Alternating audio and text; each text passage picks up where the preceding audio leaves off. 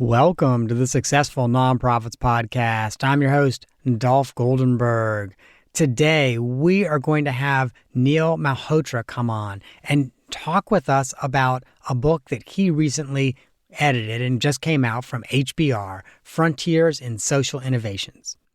Before we do that, let me just remind folks that we have got a webinar coming up on April 14th on strategic planning.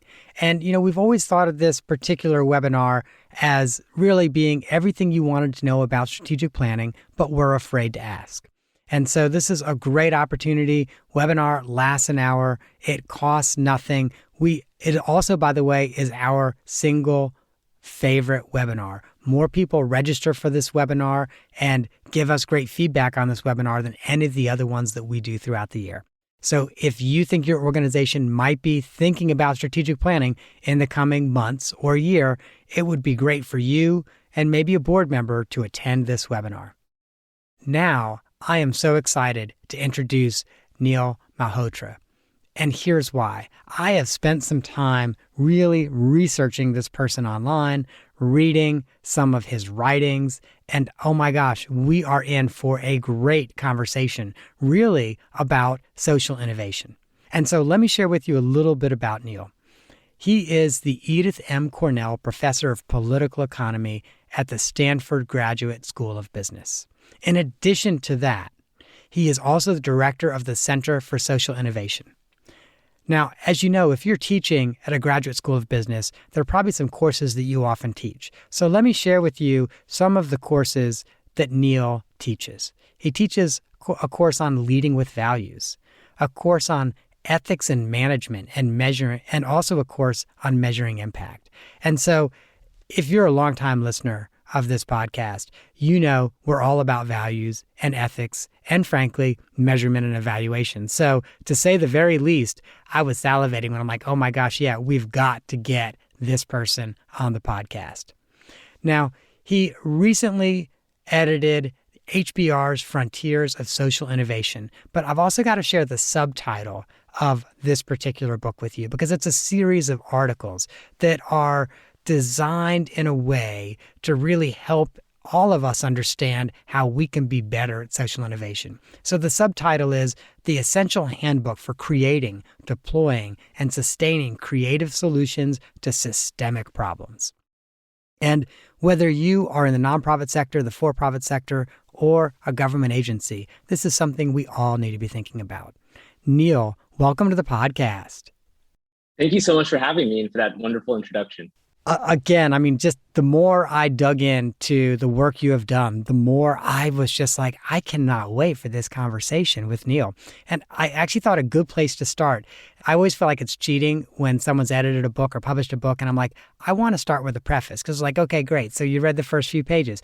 I've actually read, I've not read the entire book, but I've read more than the first few pages. But I want to share a quote from your preface, and then I'm hoping we can talk about it. This quote that you had written was, "Solutions often require active collaboration of stakeholders across government, business, and nonprofit sectors." Yep, that's right. So I think kind of one thing that's important, and I think one reason that's in the preface of the book is that one of the lessons is that social innovation is not the domain of a specific organizational structure. I would say when people thought about this space 20, 30 years ago, it was really about how do you manage nonprofits? And that's what we were sending people into. But if you actually talk to a lot of younger people today, they're really interesting. They are socially minded, but they don't just want to work for nonprofits. Some of them are interested in the government sector, but increasingly they're interested in the for-profit sector or hybrid models like B corporations. And so one reason we call this book Frontiers is to sort of update our thinking of social innovation, where we're looking at diverse types of organizations that have to work together if these solutions are actually going to be scaled to make real impact. Absolutely. And it's interesting because that's something that I'm in just such incredible alignment on but you talk about this in the preface where really, if we were to even go back 35 or 40 years, when you thought about solutions that required social innovation, you pretty much thought nonprofit sector and maybe government sector. You weren't thinking a lot about the for-profit sector. I think that's exactly right. And moreover, I think on top of that, we're thinking mainly of philanthropic capital as the engine of growth and sustainability. Whereas now nonprofits, I think, are understanding the importance of earned revenue and potentially even moving to majority or even 100% earned revenue models. And I think that's just a sea change in how nonprofit leaders have to think about being effective managers.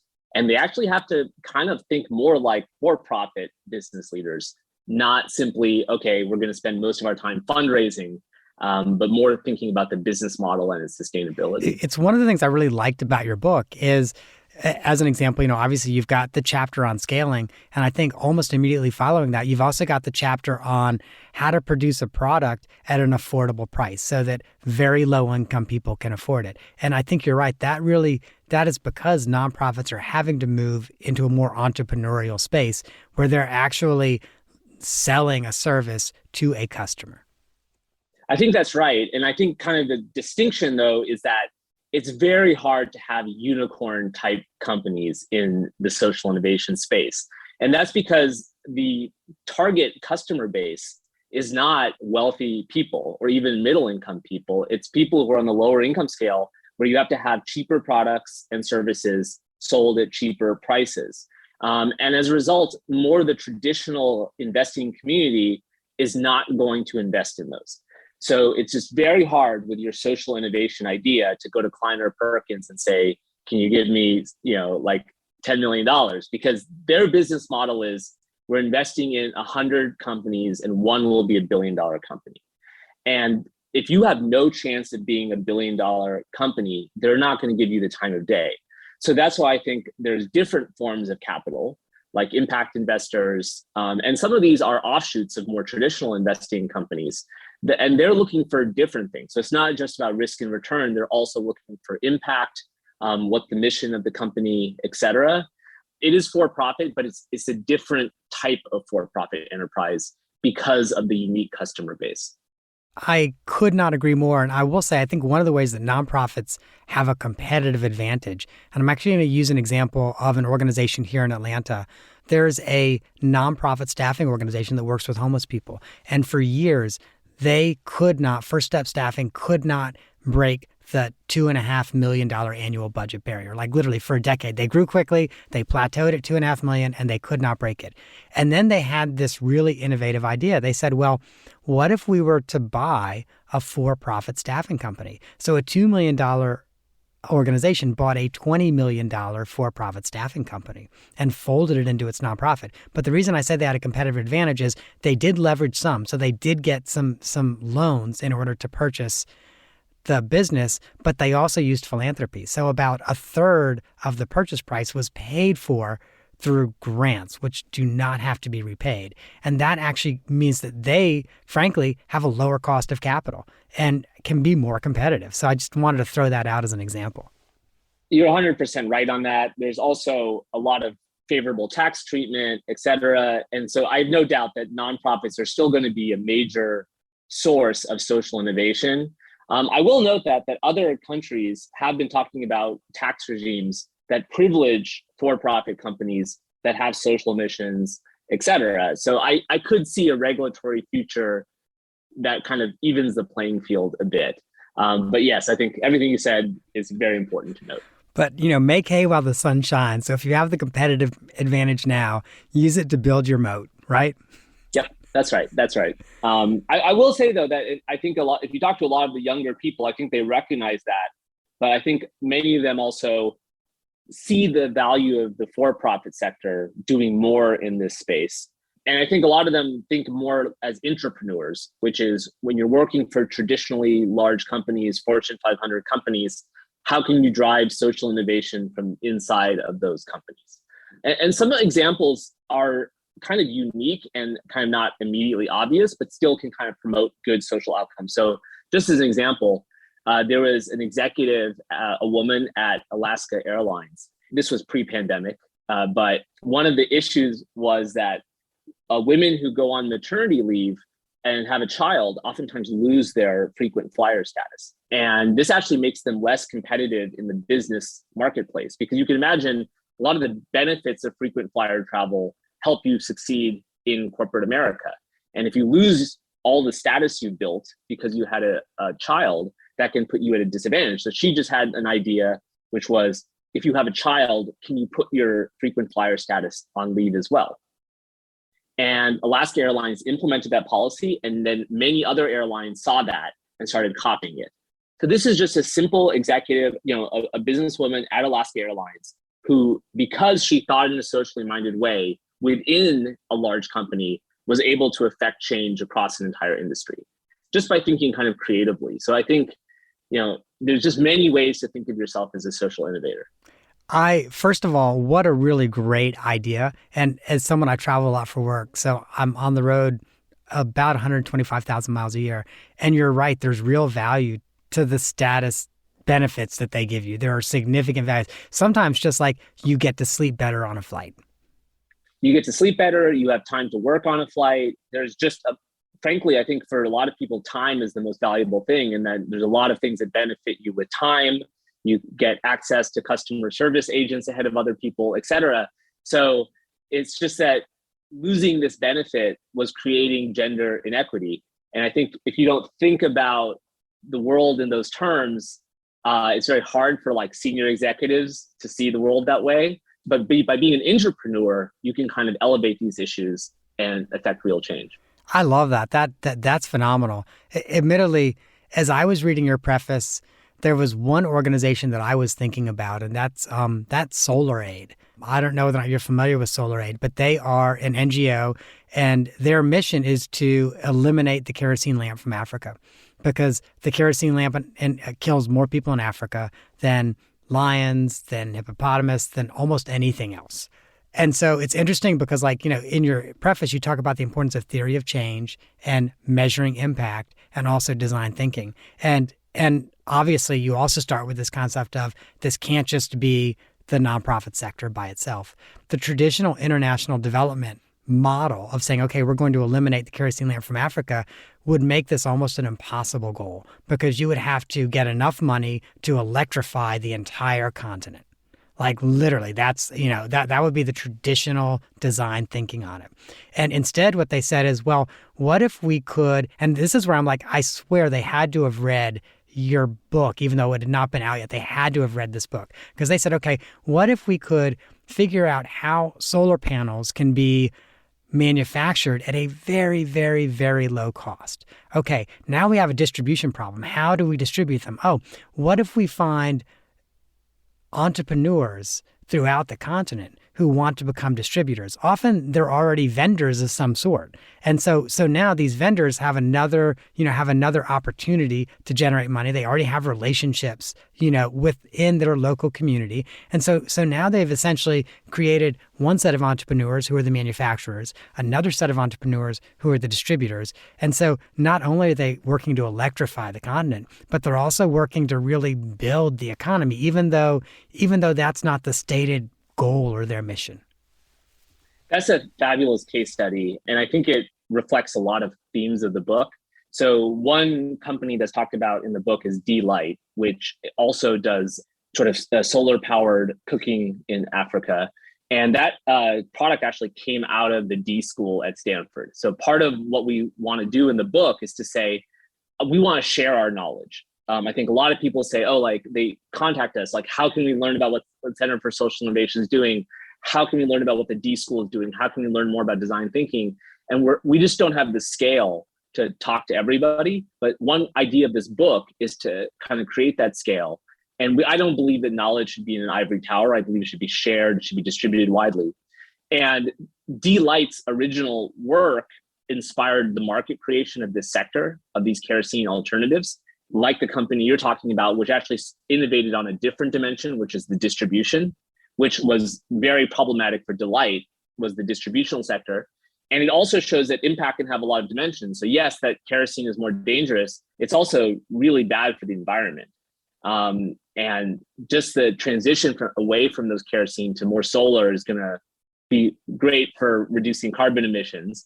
Now, obviously, Africa is not producing even close to the amount of carbon emissions as the US or China or other places like that.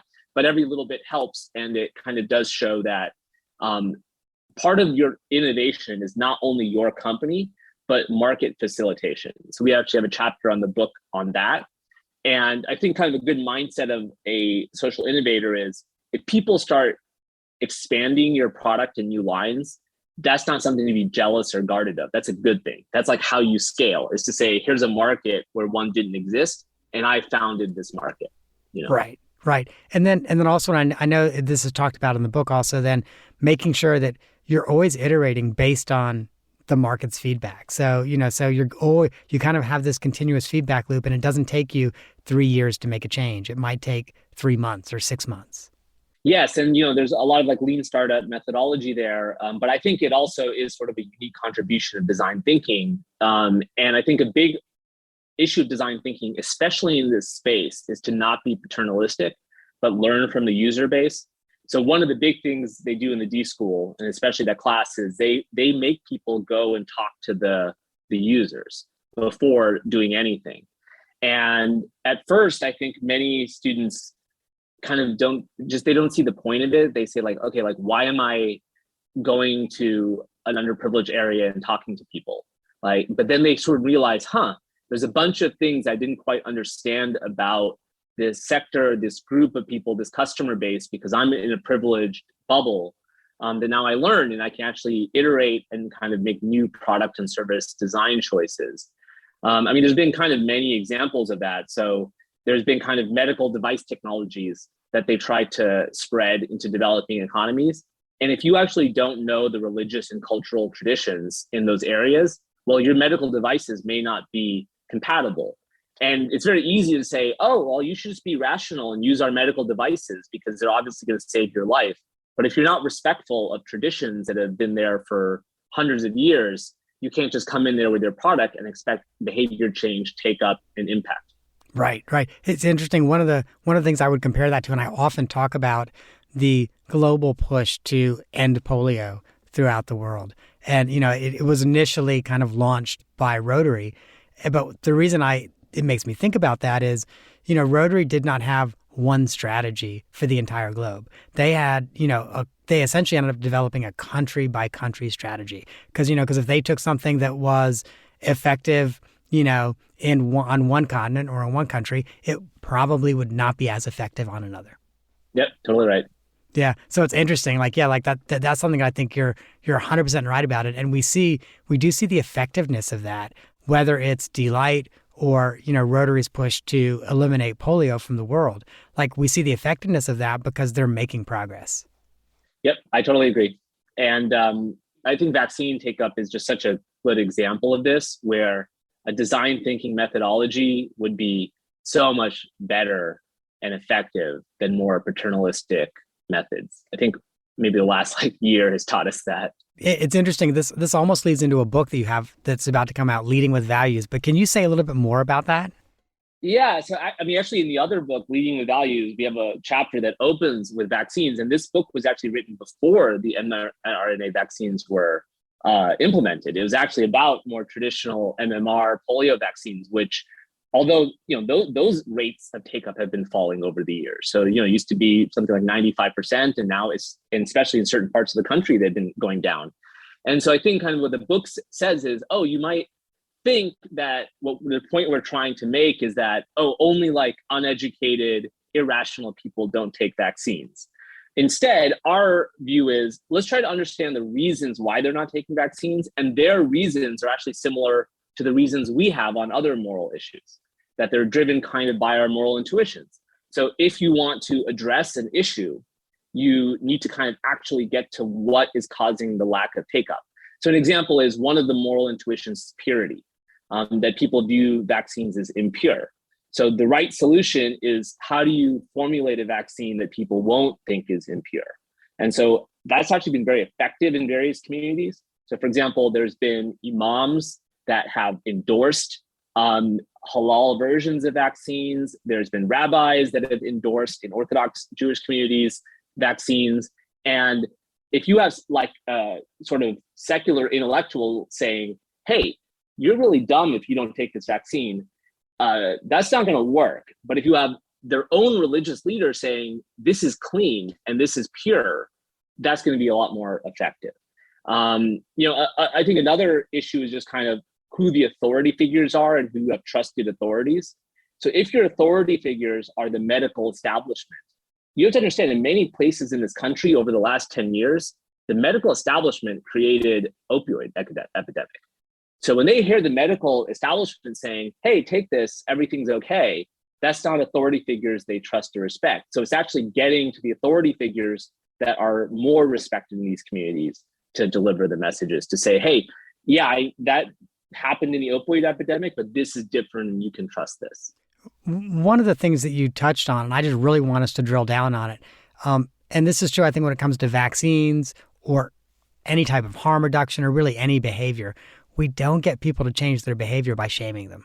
I think that's exactly right. And part of that is that like a big belief of mine that actually I think permeates through both of my books is there's not that many psychopaths in the world. Like it's a very small portion of the population and you can't really do anything with those people. Most people are trying to do the right thing. Like that's where their heart is. Now they may come to a problem from a different perspective than you, but if you want to convince them, it's about learning their story about how the world works and trying to frame it through their stories and their values, not your own. Whereas if you say, oh, well, my values are right and I'm shaming you for your different values, that may make you feel good, but it's not going to make you an effective leader. And I'm much higher on effectiveness and impact than saying, hey, I was right. Like that may be good for you, but it doesn't help the world. Right, exactly. That then feeling like, okay, I had the ethical and moral high ground, even though I was not effective. That's right. And frankly, I think that's actually a huge problem in a lot of the social innovation space right now, is many people say, well, I have the moral high ground, rather than how do I be effective? Yeah. And that's where, to get back to your current book that's out, HBR Frontiers in Social Innovation, like that's where I think, and you've said this, but to just really drive it home, that's where the design thinking really comes in. That how do we design this with the user in mind and whatever the user's value system is?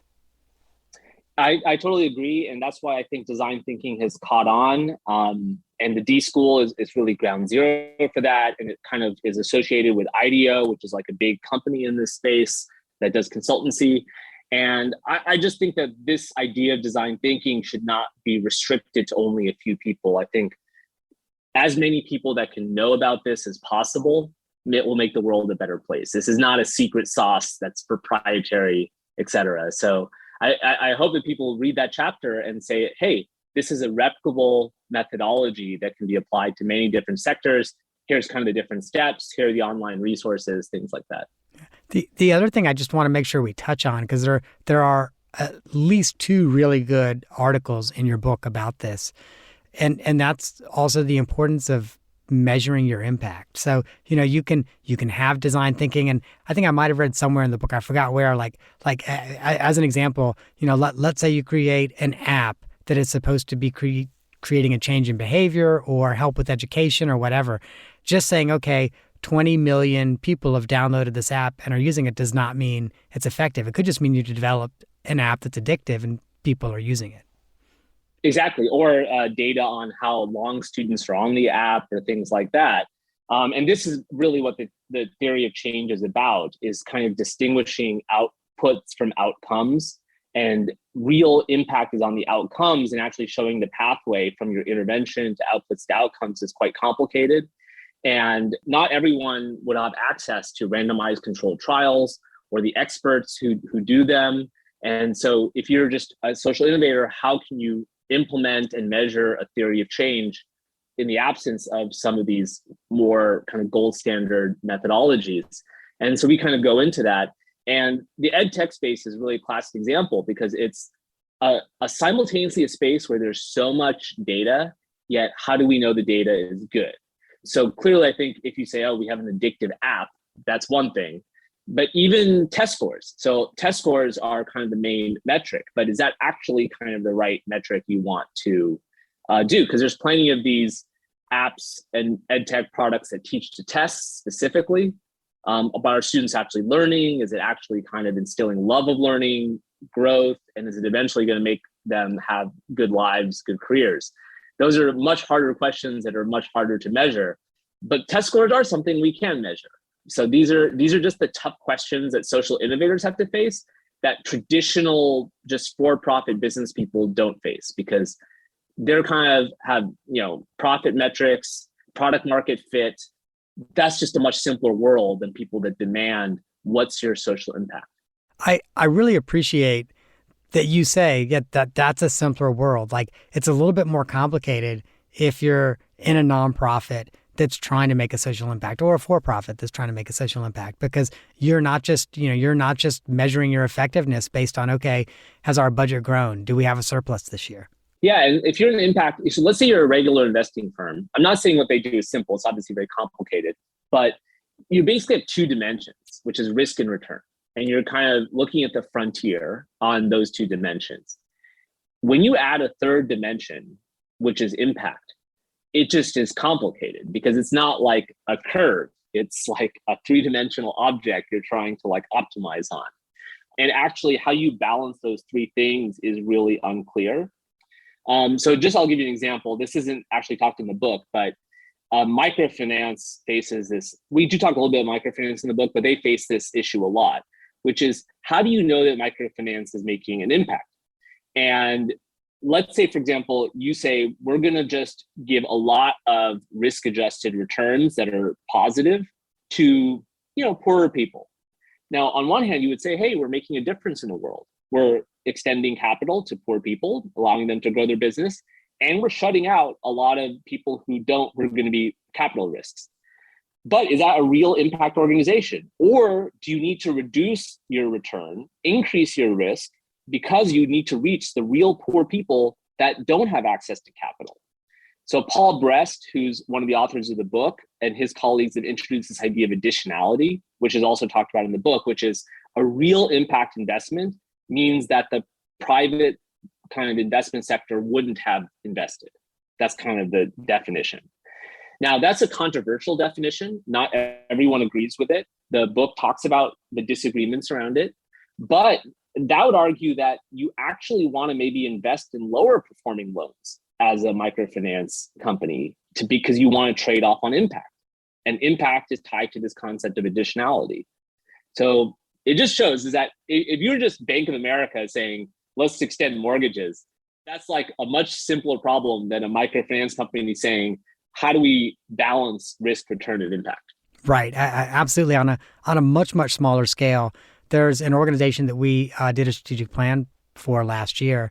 And as part of the process, we took each of their programs over a 5-year period and analyzed their income, expense, and net for 5 years.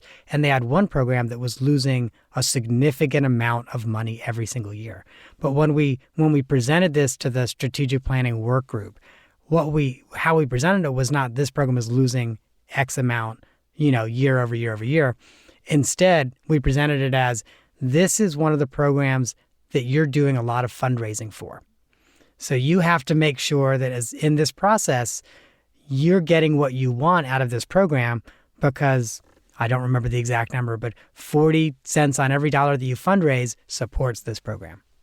I think that's exactly the right way to put it. And kind of the purpose of philanthropic capital, which is there's not going to be pure market outcomes that serve everybody. So markets do a really good job for most people. They don't solve every problem for every person.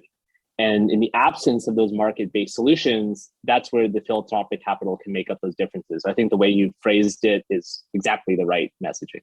And again, like I know that's a smaller scale. It's not a national, microfinance program or something like that. But that is really the way that I typically view it. I'm like, okay, if you're losing money from an income and expense standpoint, in terms of your earned income, okay, you just need to know that you have to do something to make that money up. And so are you getting the bang for your buck that you're doing to make that money up? Well, I would say just on that point on it's not a national, I think all these lessons are relevant for very small new social ventures as well. So a lot of those issues on the microfinance I was talking about, I've actually, we've worked with a company that was just making 20 loans. They were just starting out and these issues kind of came up. They had 200 possible applications and they only had capital for 20 loans. So I'm saying is you don't have to be like the head of the Gates Foundation for the lessons of this book to be relevant for you. I think it applies to different sizes and scopes of organizations. And I agree. And I am going to give our listeners a little bit of a tease because we're not going to have time to talk about it. But there are a few chapters that I think are going to be really relevant. Most of our listeners are smaller and medium-sized nonprofits. I agree. I think this book is very relevant for them. But there's a few chapters that we're not going to have time to talk about that listeners, there are many reasons why you should get this book. But there's some great chapters on leadership. One by Kim Starkey that's called High Performance Leadership. Oh my gosh, actually lays out, okay, in order to be a successful leader, actually driving social innovation, this is what your thinking needs to be. This is what your management style needs to be. These are some of the personal qualities that you need to develop. None of us were born with these qualities. These are some of the qualities you need to develop. So that there are several chapters like that. So listeners, make sure you get a copy of the book, Frontiers in Social Innovation, which is by HBR. Now, Neil, before we end this interview, I always do an off-the-map question, and I've got a great one for you. You have shared with me that you ran for office when you were 21 years old, and there's got to be a really, really good story behind that. Well, I just graduated from college, and so I was in between what I wanted to do, so I kind of moved back in with my parents at home. And I come from a community called Saratoga, California. So it's just kind of at the outskirts of the Bay Area in the South Bay. And it was a community that was changing a lot demographically. It was becoming much more racially diverse. And basically, I kind of wanted the leadership, and it was also becoming younger. So it's traditionally an older community. So I just wanted the leadership to reflect the population changes. There's 5 people on the city council. So I said, I think one person should be representing communities that are increasing in growth. And I didn't win the election, partly because 3 people pooled their resources and ran on a slate. So they kind of won, which you're allowed to do. And but I think my candidacy changed that city for a while, because now if you look at the city council, it's extremely diverse in terms of many different backgrounds, ages, races, gender, et cetera. And it more reflects kind of what the community is now as it's changed over the decades. That's awesome. But I also have to say, it's bold as a 21-year-old to put yourself out as a candidate for office. It shows really that, you're a bold leader. So that's really incredible. Yes. I mean, to be perfectly honest, I think I'd be more likely to do that at 21 than 41. And part of it is, I think that's why I think with young people, they actually have the risk-taking and boldness, and why a lot of these social innovation solutions will, from the book, I think are very relevant to them. And I think that also the book is also for all ages. So I think it speaks to those students who are age 21 that want to make positive change, but also people who are transitioning outside of their private sector careers, starting to work in the nonprofit sector, serving on nonprofit boards, but want to recapture their 21-year-old spirit. I think the book is for them too. And let me also just say one other group of people that I really think this book is for, those chief executives or executive directors who, maybe have been a chief executive for 5, 10, or 20 years. If you want the opportunity to really expand how you're thinking about the work you're doing, this book will help you do it. Some of it might be things that you've already been exposed to, but there's going to be some new things in there, and there's going to be some really good reminders.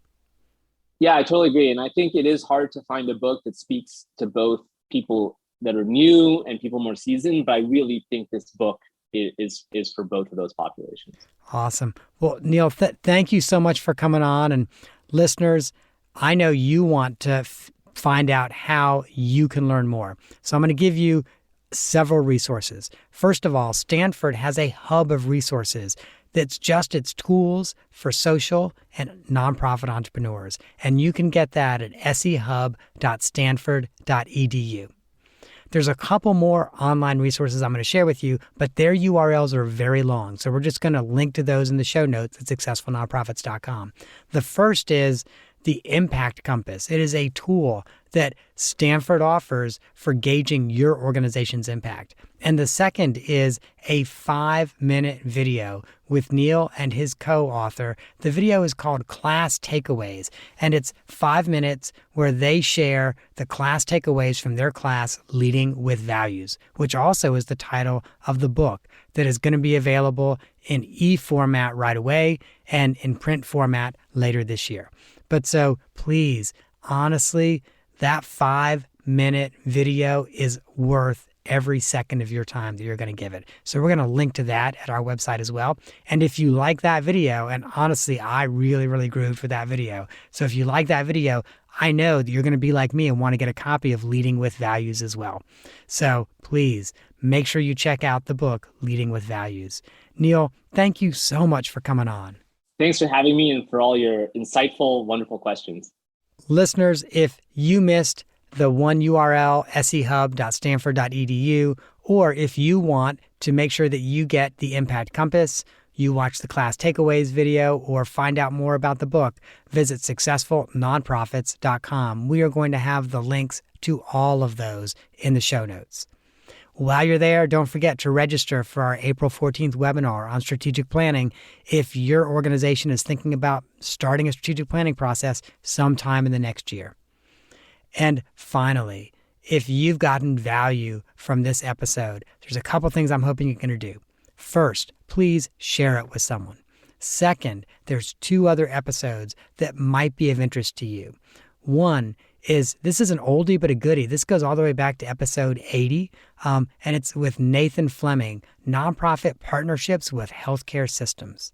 And the second, episode 173 with Tanya Tassi, Creating Lasting Change Through Advocacy. Listeners, that is our show for this week. I hope you have gained some insight to help your nonprofit thrive in a competitive environment. And I say it every week, but I'm going to keep saying it because the lawyers make me. I'm not an accountant nor an attorney, and neither I nor the Goldenberg Group provide tax, legal, or accounting advice. This episode is for informational purposes only, and not surprisingly, should not be relied on for tax, legal, or accounting advice. If you or your organization find yourself in need of professional counsel, please find a licensed, qualified person who specializes in the area that you need advice in, and get the advice that you need. If you're not sure who to reach out to, you can contact me, and if I know someone, I'm happy to make the connection.